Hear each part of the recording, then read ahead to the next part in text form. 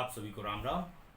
आज मैं आपको बताऊंगा वेदों के बारे में। चारों वेद क्या कहते हैं, ये क्या क्या लिखा है इसके अंदर, क्यों लिखे गए, किसने लिखे,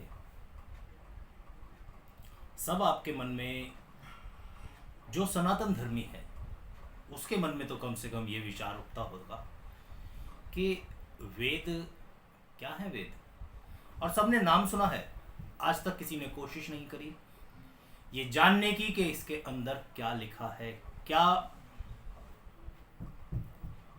चीज है इसके अंदर।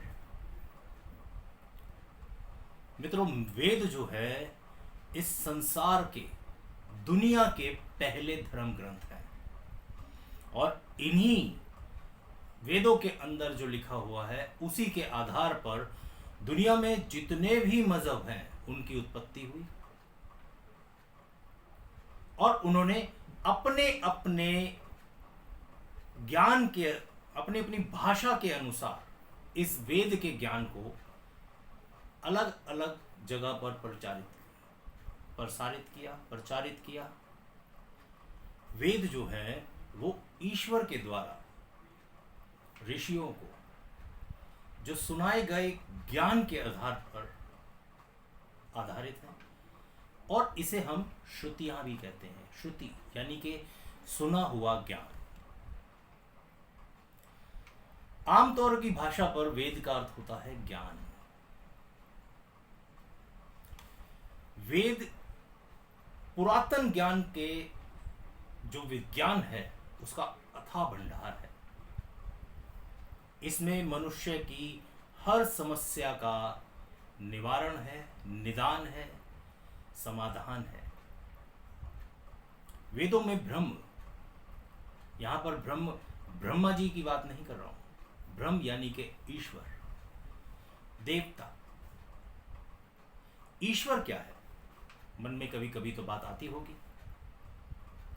ईश्वर है हमारी इंद्रियों से परे, अर्थात हमारी इंद्रियां भी इसको नहीं जान सकती, हमारी इंद्रियां जिसको नहीं समझ सकती वो ईश्वर है। देवता, ब्रह्मांड, ज्योतिष शास्त्र, गणित शास्त्र, रसायन शास्त्र, औषधि, प्रकृति के बारे में, खगोल, भूगोल, धार्मिक नियम हमारे जो हैं, हमारी रस्म रिवाज, जो हमारे किस प्रकार से हमें कार्य करने चाहिए, उसके रस्म रिवाज, नियम कानून, इतिहास, इन सभी विषयों का एक ही क्या कहते हैं सूत्र है। मतलब जहां से जन्म हुआ वो है वेद। हो सकता है कि आपको लगे कि ये मेरी वीडियो जो है वो ऐसी ही है। अगर आपको अच्छी नहीं लग रही तो कृपया वीडियो ना देखें। और अगर आप वेदों के बारे में कुछ जानना चाहते हैं तो बहुत ध्यान से सुनिए। मैंने बहुत ही कम समय में आपको वेदों के बारे में जितनी जानकारी दे सकता हूं मैं वो आपको दूंगा। अग्नि, वायु, आदित्य और अंगिरा ने तपस्या की। और चारों वेद, वेद कौन कौन से?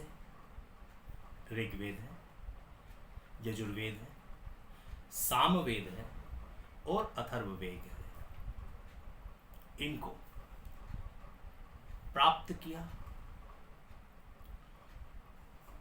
और पहले जो तीनों हैं वेद, कौन कौन से? ऋग्वेद, यजुर्वेद और सामवेद। इनमें इनको अग्नि, वायु और आदित्य, सूर्य, इनसे जोड़ा जाता है। और अथर्ववेद को अंगिरा, इनसे उत्पन्न माना जाता है। क्या है ये वेद, क्यों बने? बड़े मन में कभी कभी ख्याल आता होगा आपका कि ऐसा क्या है इनमें, वेदों में, जो इसकी इतनी व्याख्याएं होती हैं, एक पुरानी मान्यता है कि ब्रह्मा जी के चारों मुखों से वेदों की उत्पत्ति हुई है। वेद सबसे पहली पुरानी पुस्तक मानी जाती है, इसलिए किसी व्यक्ति या स्थान का नाम वेदों पर रखा जाना मुमकिन है, हो सकता है। जैसे आज भी रामायण के पात्र और महाभारत के पात्रों के अनुसार उनके नामों के हिसाब से मनुष्यों का, आपका, मेरा के जगहों का, स्थान का नाम हो जाता है। वेद जो है वो हमारे जो लिखे हुए, मतलब सबसे पुराने आप डॉक्यूमेंट्स कह सकते हैं। वेदों की लगभग 28,000 पांडुलिपियां जो है भारत में, पुणे में एक जगह है, एक रिसर्च सेंटर है ओरिएंटल नामक, वहां रखी हुई है। इसमें लगभग 30 पांडुलिपियां जो है वो बहुत ही इंपॉर्टेंट है, जिसे यूनेस्को उसने सांस्कृतिक धरोहर के नाम पर सूची में डाला है।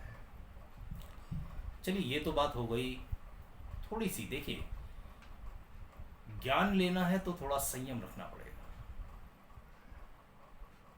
वेदों के उपवेद भी हुए, जैसे कि ऋग्वेद का आयुर्वेद बना उपवेद, यजुर्वेद का धनुर्वेद बना, सामवेद का गंधर्व वेद और अथर्ववेद का स्थायपत्य वेद, ये 4 जो है वेदों के उपवेद माने। वेदों के जो विभाग हैं वो भी 4 हैं। ऋग्वेद से स्थिति, यजुर्वेद से रूपांतरण, सामवेद गतिशील और अथर्ववेद जो है वो स्थिर यानी कि जड़ में आता है। ऋग्वेद को धर्म का, यजुर को मोक्ष का, साम को काम का और अथर्व को अर्थ का नाम भी दे सकते हैं। होते हैं ना, धर्म, मोक्ष, काम, अथर्व।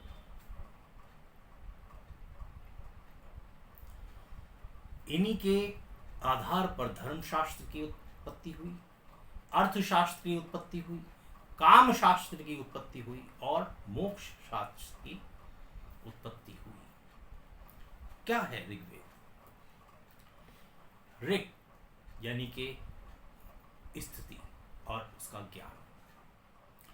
ऋग्वेद जो है सबसे पहला प्रथम वेद है। इसमें जो लिखा गया है वो पदात्मक है, यानी कि पद के अनुसार बना हुआ है। इसके 10 मंडल यानी कि 10 अध्याय में 1028 सूतक हैं, जिसमें 11,000 मंत्र हैं। ये ऋग्वेद की बात हो रही है। इस वेद की 5 शाखाएं हैं। उन शाखाओं के नाम हैं शाकल, वास्कल, अश्वानायन, शांखायन, मंडूकायन। इसमें क्या बताया जाता है?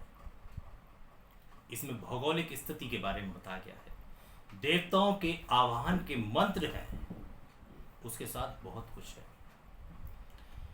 ऋग्वेद की जो ऋचाएं हैं उसमें देवताओं की प्रार्थना है, उनकी स्तुतियां हैं और देवलोक में उनकी क्या स्थिति है उसका वर्णन है। इसमें जल चिकित्सा के बारे में बताया गया है, इसमें वायु चिकित्सा के बारे में बताया गया है, सौर यानी कि सूर्य से होने वाली चिकित्सा के बारे में बताया गया है, मानस चिकित्सा के बारे में बताया गया है, हवन के द्वारा भी चिकित्सा होती है। इसकी जानकारी हमें कहां से मिलती है? ऋग्वेद से।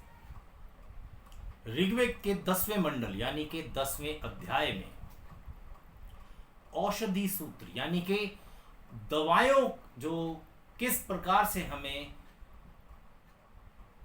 प्रयोग में लानी चाहिए, उसके बारे में बताया गया।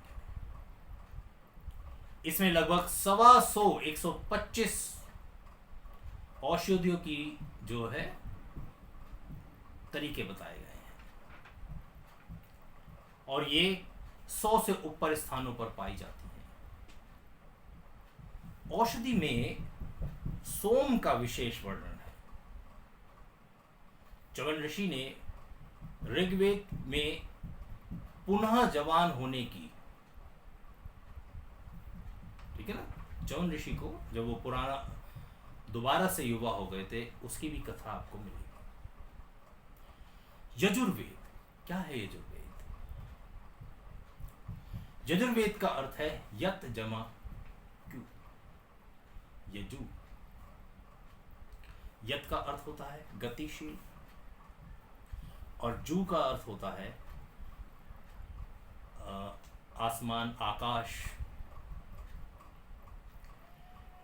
इसमें कर्म यानी कि कार्य की प्रेरणा दी गई है। यजुर्वेद में यज्ञ की विधियां दी गई हैं, यज्ञों में प्रयोग किए जाने वाले मंत्रों के बारे में बताया गया है। यज्ञ के अलावा इसमें तत्व ज्ञान का भी वर्णन है। तत्व ज्ञान यानी कि रहस्य से भरा हुआ ज्ञान, ब्राह्मण, ईश्वर, आत्मा और पदार्थ यानी कि भौतिक दिखने वाली सॉलिड चीज का ज्ञान दिया हुआ है। ये गद्य में लिखे गए हैं। गद्य मतलब गद्यांश। इसमें यज्ञ की प्रक्रिया किस प्रकार से होती है, उसकी गद्य मंत्र है। इसकी 2 शाखाएं हैं, शुक्ल और कृष्ण।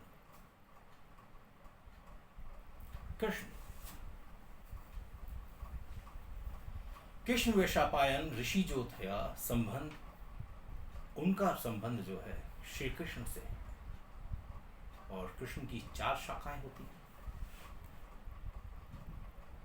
शुक्ल जो है, उनका संबंध याज्ञवल्क्य ऋषि का जो है उससे है। शुक्ल की 2 शाखाएं हैं। इसके 40 जो है लेसन है, यानी कि 40 अध्याय हैं। यजुर्वेद में दिव्य वेद और कृषि संबंधी विज्ञान जो होता है उसका विषय मिलता है। अगला वेद सामवेद। क्या है सामवेद? साम का जो अर्थ है उसका होता है यानी कि संगीत, रूपांतरण, सौम्यता, उपासना। इस वेद में ऋग्वेद की जो ऋचाएं हैं उनका इंस्ट्रूमेंटली यानी कि संगीत के द्वारा संगीत में रूप है। सामवेद जो है गीतात्मक यानी कि गीत के रूप में है। इस वेद को जो संगीत का शास्त्र का जन्मदाता माना जाता है, यानी कि मूल माना जाता है। 1824 मंत्रों के इस वेद में से अगर हम 75 मंत्रों को छोड़कर बाकी सारे मंत्र जो है वो ऋग्वेद से लिए गए हैं। इसमें सविता, अग्नि, इंद्र, इन देवताओं का जिक्र मिलता है, और इसकी मुख्य रूप से 3 शाखाएं हैं और 75 ऋचाएं हैं। आगे बात करता हूं अथर्ववेद की। अथर्ववेद क्या है? थर्व का मतलब होता है कंपन, और अथर्व का मतलब होता है अकंपन। ज्ञान से श्रेष्ठ कर्म करते हुए जो परमात्मा की उपासना में लीन रहता है, वही बिना अकंप जो बुद्धि जो है उसको प्राप्त होकर वो मोक्ष का धारण करता है। इस वेद के अंदर रहस्य, गोपनीय विधाएं, जड़ी बूटियों, आयुर्वेद आदि का जिक्र है। इसके 20 अध्यायों में 5687 मंत्र हैं, जिनके 8 खंड हैं। जिसमें भेषज वेद और धातु वेद के दो नाम मिलते हैं। तो ये वेदों के बारे में मेरी कुछ, हो सकता है आपको वीडियो अच्छी ना लगे, पर जो जानकारी है वो आपको कहीं नहीं मिलेगी। आज की वीडियो में इतना ही। वीडियो अच्छी लगी हो तो शेयर कीजिएगा और लोगों को भी ज्ञान मिले। जय राम जी की।